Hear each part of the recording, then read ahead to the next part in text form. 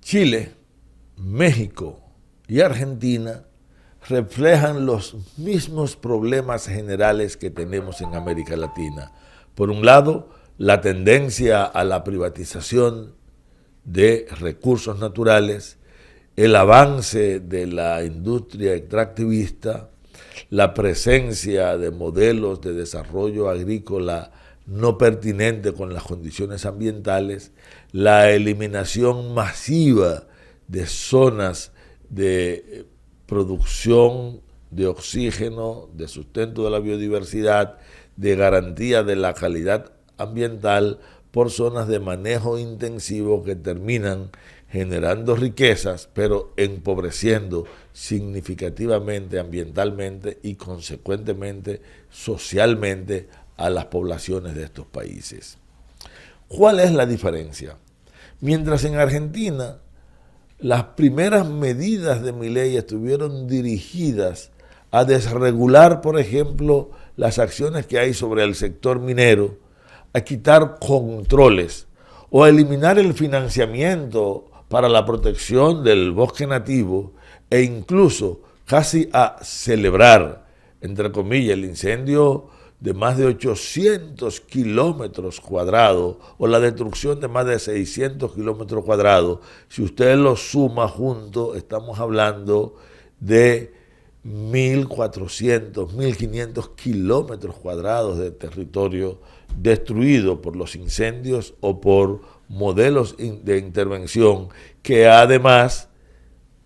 producto de decretos, de leyes y de medidas de carácter administrativa, debilitan significativamente y le niegan el derecho a la participación social. En México, en el México de López Obrador, la tendencia en los últimos 5 años fue a incrementar los niveles de protección de la naturaleza, incluso reconociendo derechos a sistemas naturales, el derecho de los montes, el derecho del bosque, ya no solamente como derecho de la gente, sino como derecho de la naturaleza, y incrementando los controles y los niveles de sanciones. Chile ha jugado de manera ambigua ambos elementos. Mientras por una parte el gobierno de Petro ha promovido y ha empujado en su verbalización del manejo del medio ambiente de Chile, políticas proteccionistas y de garantía para las comunidades, han avanzado, sin embargo, una serie de decisiones y de medidas que también se suman a esta línea de desregularización y de incremento de los beneficios de las grandes compañías. Se trata de una política no tan claramente definida desde la perspectiva ambiental. ¿Qué ha pasado en estos 3 gobiernos? Mientras el gobierno de Chile ha sido muy activo, muy proactivo frente a las políticas internacionales, el de Milei, que incluso alguna gente aplaudió su posición aparentemente crítica frente a las políticas del cambio climático, y desde luego el gobierno de López Obrador, que planteó probablemente el discurso más consistente desde América Latina con relación a este tema,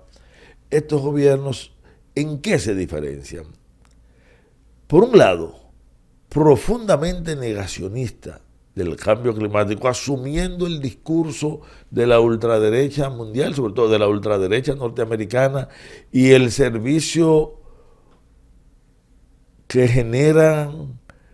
para las grandes multinacionales, las redes de comunicación que pretenden desconocer los impactos reales del cambio climático, que han convertido la Agenda 2030 en un factor de demonización, no por lo que no se cumple de esta agenda, sino por lo que tiene esta agenda de presión para obligar a, por lo menos, a morigerar las políticas depredadoras de los grandes consorcios multinacionales, fundamentalmente de las grandes mineras.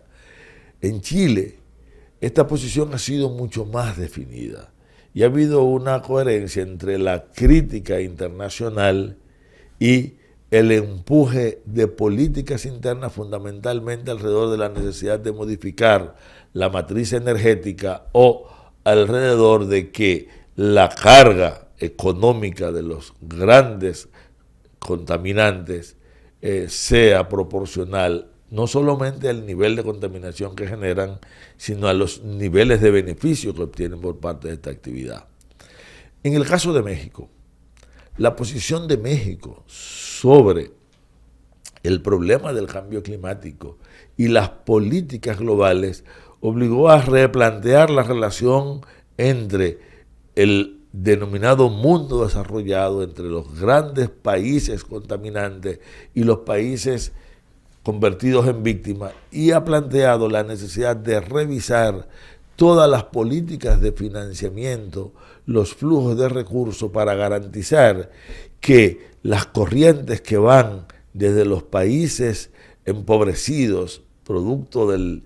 crecimiento de las políticas imperiales y de la política que ejercen las grandes capitales a nivel mundial y que han provocado un flujo continuo permanente de materia prima, de recursos financieros, desde estos países pobres, desde esto que Narciso Isaconde llama la pobrecía mundial, hacia los centros de riqueza, y allí altamente concentrados, cada vez en menos manos.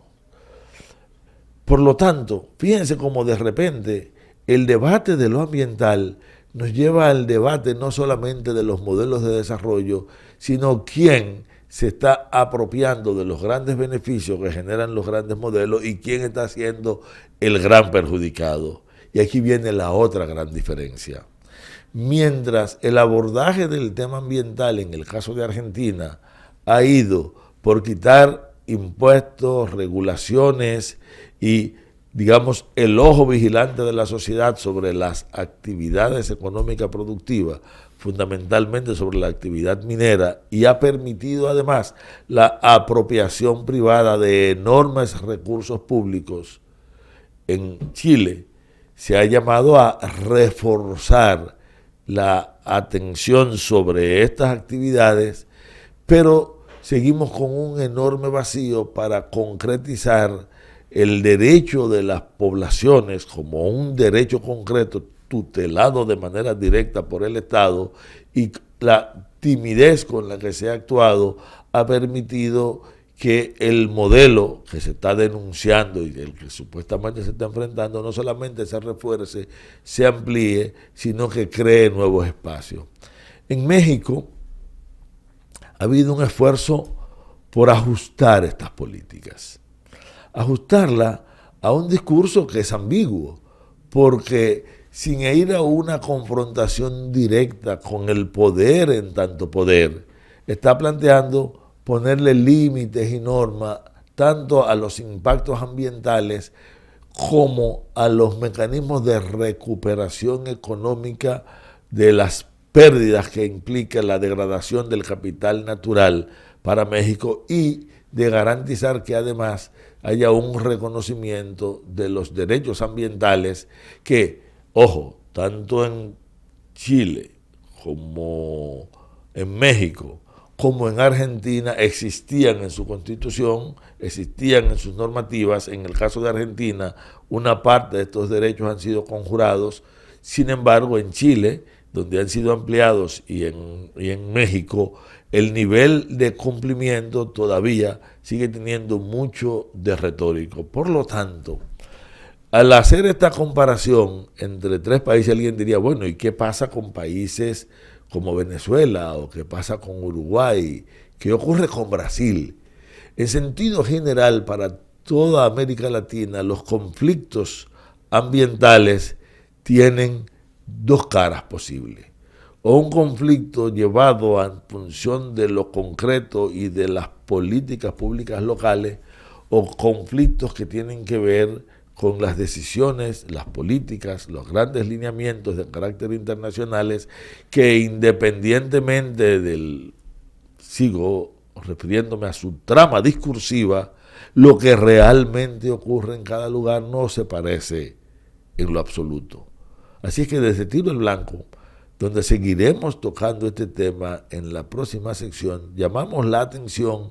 a que veamos de qué manera lo que está induciendo mayor nivel de movilidad social en todos estos países, además de los factores de la crisis, además del empobrecimiento masivo que está teniendo la población de Argentina o la necesidad de asumir nuevos protagonismos por núcleos de la pobreza general en México, o de hacer consistentes las políticas enunciadas con las políticas concretas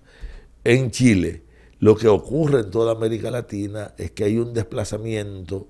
de los centros de conflictividad social hacia el área ambiental por el impacto directo que tienen las situaciones ambientales sobre la calidad de vida de la gente. Y de esto seguiremos en el próximo segmento.